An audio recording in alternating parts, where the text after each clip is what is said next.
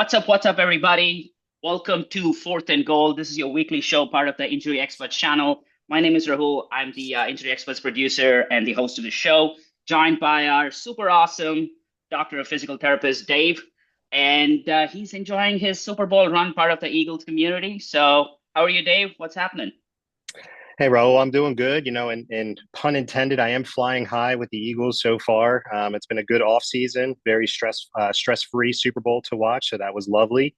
Um, but yes, I am a licensed physical therapist. Been a PT for almost about 10 years now.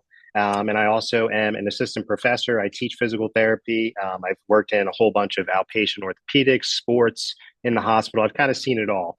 So, I'm really here to try to educate, the everyday person on, a little bit more on the medical side of various injuries, but also give my little personal opinion on things as well. Love it. So, the motto of our show is we're not here for hot takes. We want to keep your team healthy and dominant. So, let's get into it. And before that, do visit the injuryexperts.com. Dr. Morse has done like an amazing job in our 2025 Injury Experts Draft Guide. 193 pages, deep dive injury right from high school through today. So all injuries, every player, rookies, it's amazing. Take a look at it. It's only $14.99, or you could get a premium membership for $4.99, and you'll be getting a weekly update on our website. And Dave, let's get started on the center QBs.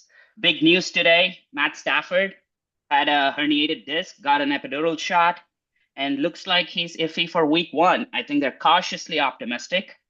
But what's your take? What can we expect on Matt Stafford? I think this is going to affect Puka Nacua, Devontae Adams. They just played Kyron Williams, so probably going to run the ball more. I'm not sure. So what's your take on Matt Stafford's injury?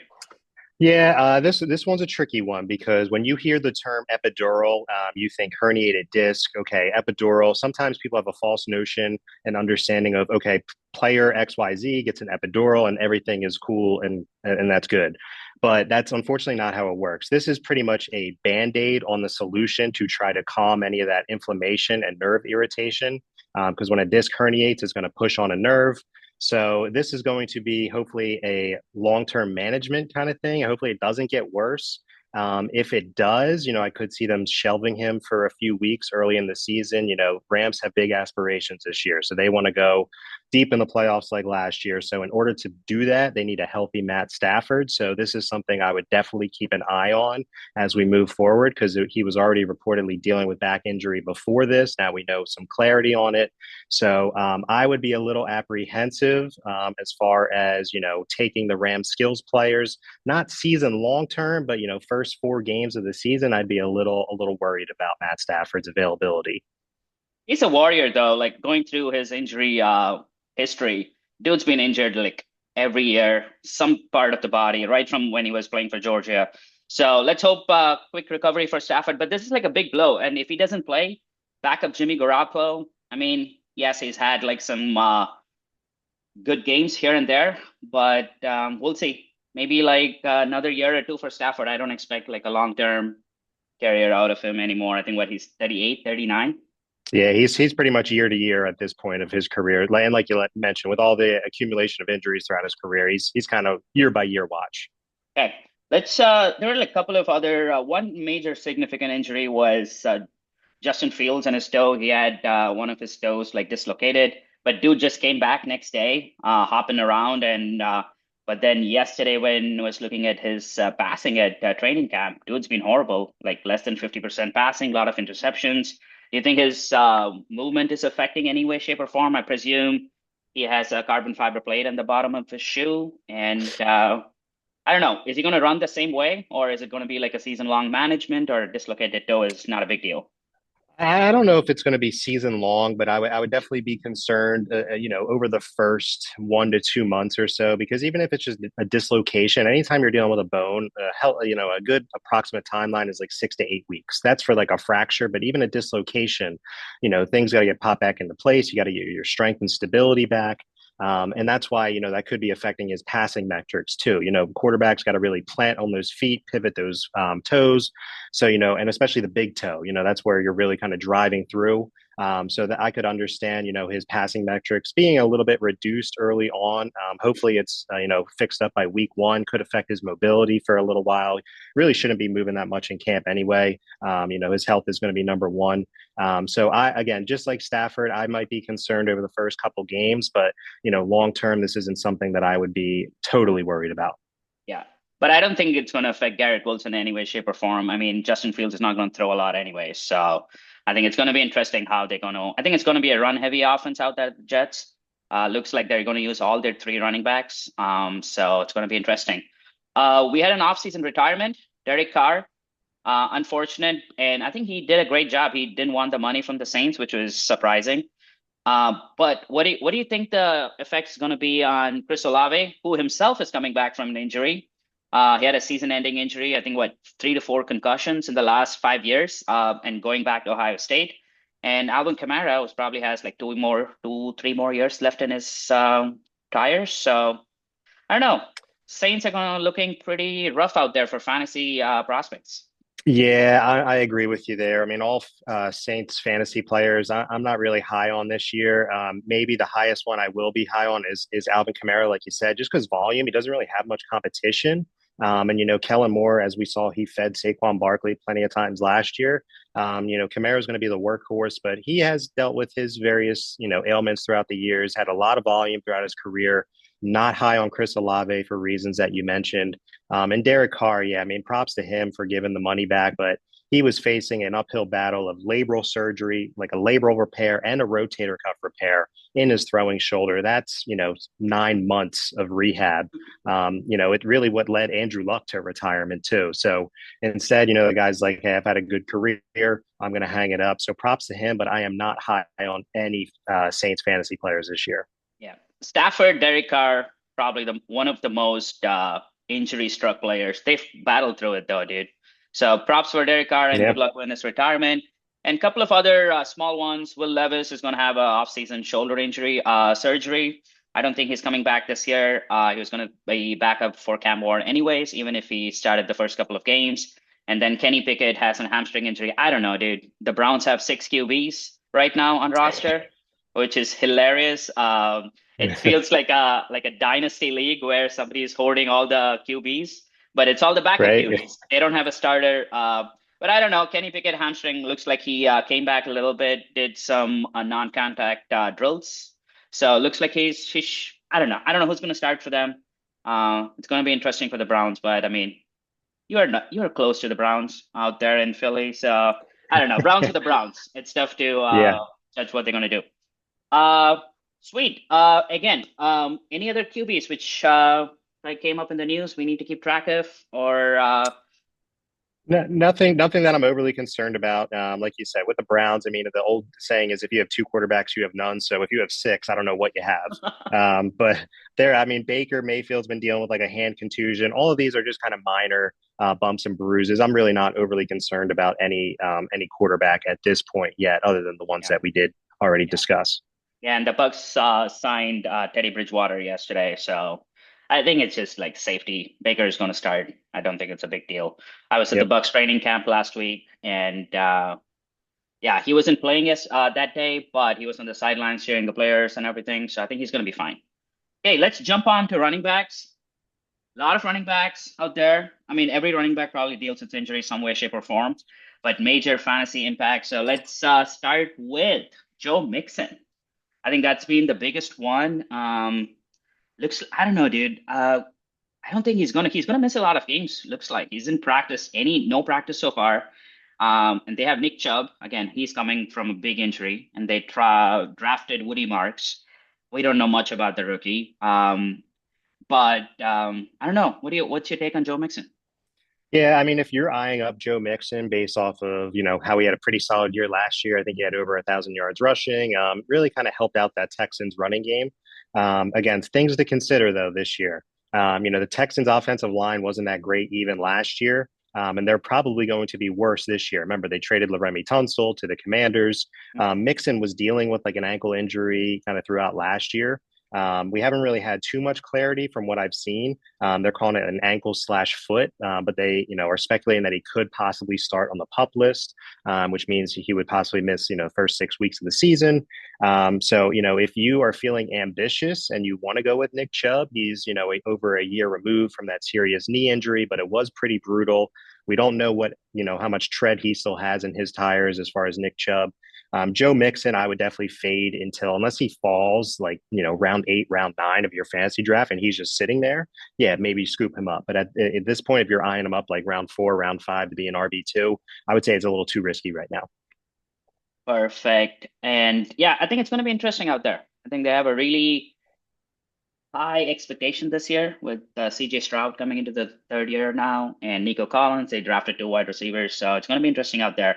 A couple of other running backs. Najee Harris had an eye injury July 4th, fireworks incident, but he's back. He's playing now. But I don't know. I don't know how his fantasy impact is going to get affected, especially with Hampton kind of being a monster out there. Dude looks bigger than anybody else on the field out there. Uh, so yeah, I don't know. Is it like a crazy severe injury, eye injury, and is he just going to close his eyes and run? Yeah, I mean, with the offensive line that the Chargers have, remember they have two of the best tackles in the game with Rashawn Slater and Joe Alt, and then they also signed Mekhi Becton to be their new guard. So they got some beef up on the offensive line. Najee Harris, they called it a superficial eye injury. People were concerned as it kept lingering, but now over a month out, like you said, he has returned. I wouldn't be too concerned as far as early season value for Najee Harris. Like you mentioned, I think as the year goes on, Amari and Hampton is going to seize RB1 opportunities out there in LA, kind of like Bucky Irving did last year with Tampa. First it was a lot of Rashad White, and then eventually the rookie kind of took over the reins. So that's what I'm expecting this year. I'm pretty high on Amari and Hampton just because I think he could be a league winner, mid and end of the year. Yep, and looks like Salvan Ahmed with the Colts, he's out for the season. Marshawn Lloyd, I mean, he was injury struck last year, so again, he's going to be again like a backup for Josh Jacobs with the Packers, but not sure groin injury, running back. So we'll see how those things span out. Again, guys, go to the injuryexperts.com. So we kind of like list every player, every injury, whether it's mild, moderate, high, and it's free. So the free version, you can see all the injuries, just pretty much like a simple Excel spreadsheet format. You can scroll down and check it out. But if you need like more details of what's happening, what's not happening, you can subscribe to our premium plan, which is $4.99. And I think it's totally worth it for especially if you're doing DFS, weekly betting, uh, regardless of whatever app you're using, or season long fantasy. So check it out. Jump on to wide receivers, Dave. Couple of big ones out here. A lot of trade requests. We don't know if it's actually injury or trade request related for certain things. But let's start with Chris Godwin. Again, ankle injury looks like he's in practice this year. I think he's going to miss. They just signed him to a 3-year contract as well. I think it's a little bit of a free money right now out there for Chris Godwin, but I don't see him playing for half the year this year.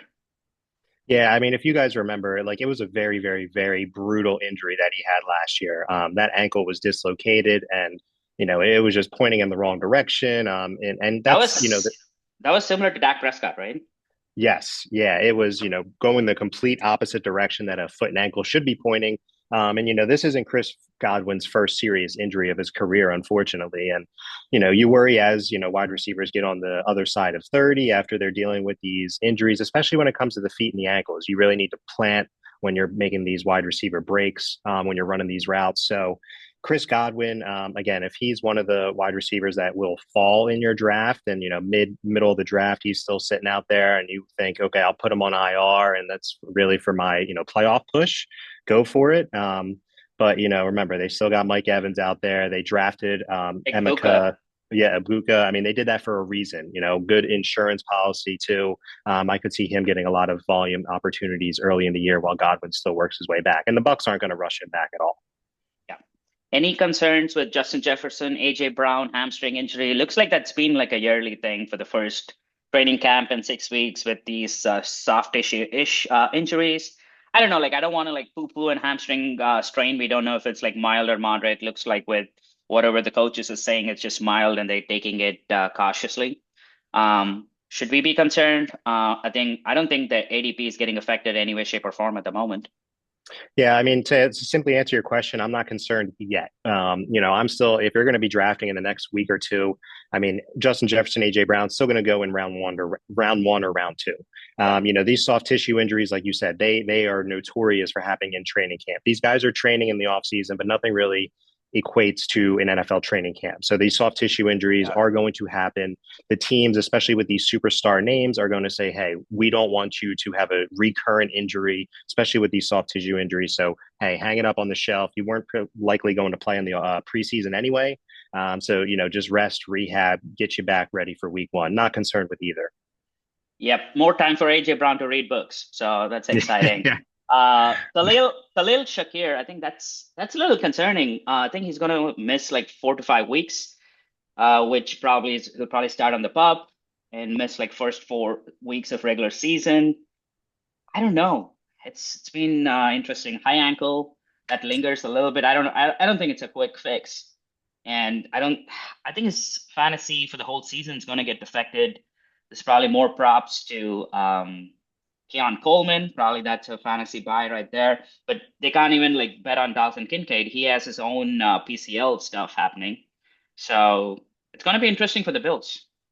Yeah, I mean they're calling Shakir week to week right now, which is pretty standard for a high ankle sprain.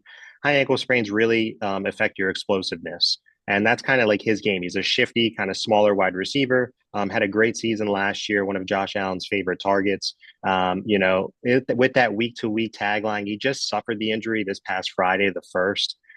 So, it would be a stretch for him to be 100% by week one. Wouldn't be surprised if he missed the first few games of the season, like you mentioned.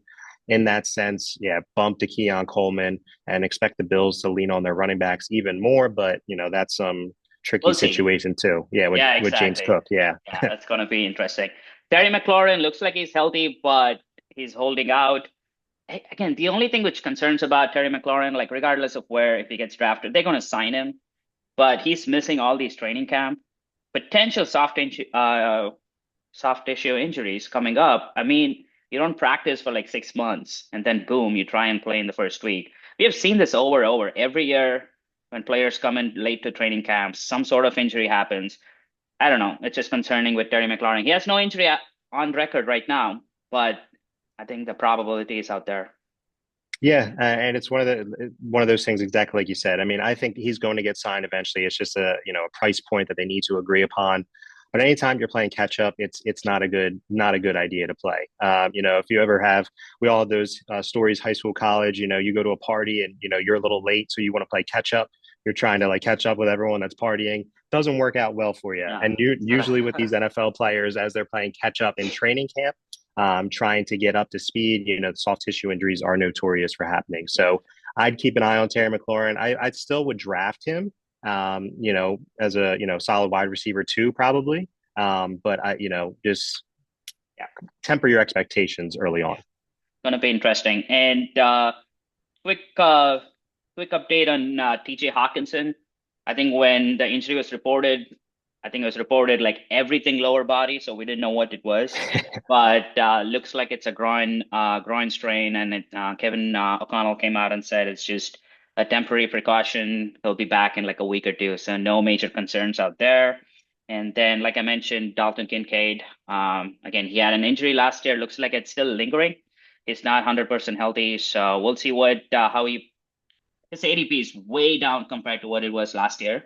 Last year he was the hot commodity, and it's kind of like come down. So let's see on that. Dave, let's look on like what first preseason weekend. It's going to be exciting. Yep. Football for the next 6 months, essentially. What are some of the things you're looking for this preseason? Yeah, so first starting tomorrow, Thursday, my Philadelphia Eagles are playing the Cincinnati Bengals. Not a very common preseason matchup that we play an opponent, but the big news there is, Zach Taylor came out and said this week that hey, the starters will play a series or two. They're trying to avoid another slow start. They've started 0-2 the last few years. It's kind of dug themselves a hole for the playoff push. Probably was the main reason why they didn't make playoffs last year, that and their atrocious defense. However, you have to see if everyone, how's the offense looking? And the biggest thing when you're playing starters in the preseason, you just cross your fingers and hope everyone comes out healthy. And Um, they're probably going to play a couple of snaps. I don't expect them playing like a full quarter or half out there. So no, no, yeah, I mean, I would say, a series or two, but anytime you're out there putting on the cleats, there is an inherent risk of injury. So keep an eye out on that. Also with the Bengals, Chase Brown's going to get plenty of opportunities this year. They just recently released Zach Moss, so try to see how much volume he could get. He could be a riser on draft boards as we move towards draft days. Another game, the Colts and the Ravens, which is I think playing on Friday. Just I want to keep my eye on Anthony Richardson. We know the quarterback battle out there: A. Rich versus Daniel Jones. I think Anthony Richardson is going to start this game. Shane Steichen hasn't really said how long he's going to play, but he said he's going to get an extended run. So I could say see a quarter, maybe a half, but then Daniel Jones will go and play the second preseason game. So I'm kind of keeping an eye on Indy out there. And then lastly, the last game I'm looking at is the Cleveland Browns and the Carolina Panthers.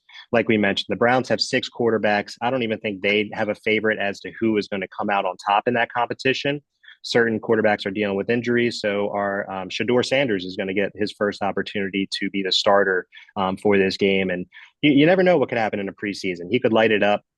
Could be the starter at the end of the training camp, just like Russell Wilson was out there in Seattle all those years ago. They could have sworn Matt Flynn was going to win that competition, but right. you never know. That's why they play these preseason games, even though they're meaningless to us fans. There's a lot going on behind the scenes with the coaching staff and the players. Yeah, I think week one's going to be interesting. Hopefully, no new injuries. But unfortunately, we all know how the NFL training camp goes. So again, keep yourself updated.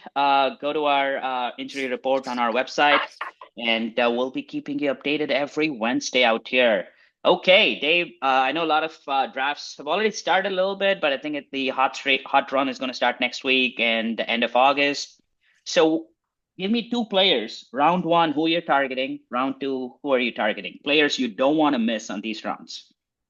Yeah, so if I'm drafting like middle of round one, a name that, of course, being an Eagles fan, it's tough for me to say this, but I think CD Lamb is in for a monster year.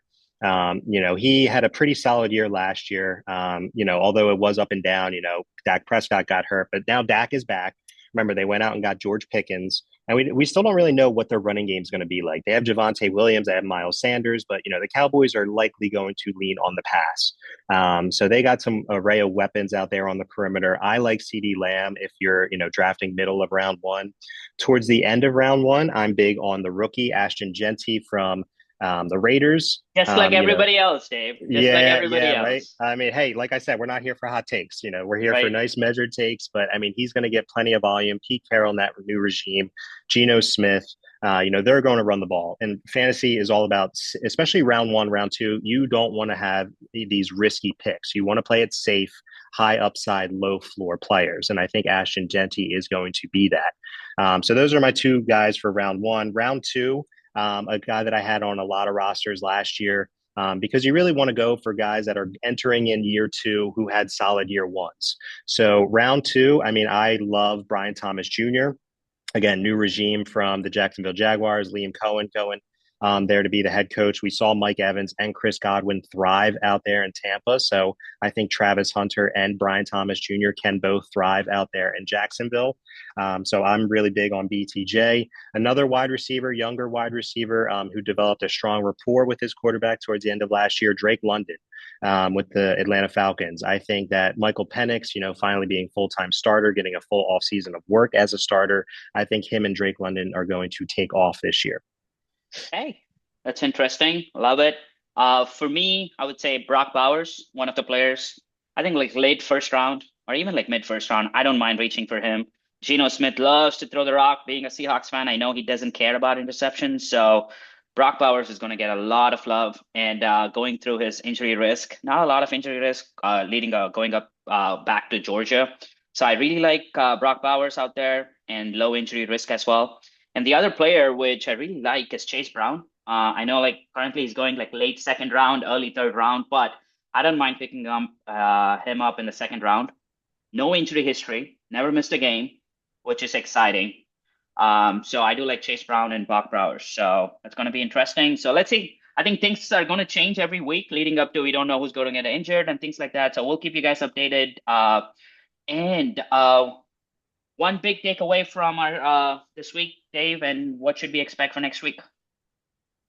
I would say that one of the big takeaways with this week is at this point, don't be overly concerned with every single injury report that comes out. Guys are going to get banged up. We're right in the middle of training camp, first preseason game. These guys have been, beating up on each other for just about 2 weeks now. So various ailments are going to happen. Don't freak out at every single injury report.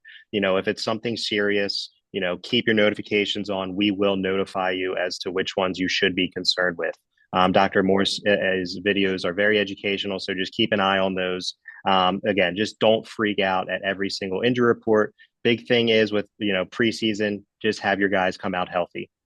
Yep, that's a great thought, Dave. Do not freak out. We'll keep you guys updated, and do check out our injury draft guide. And this is fourth and goal. We're here to keep your team healthy. That's our motto. So, Dave, I'll see you next week, and let us know any questions, concerns in the comments, and we will help you guys draft the best team leading up to it. Thanks a lot, everyone. Take care. Thank you.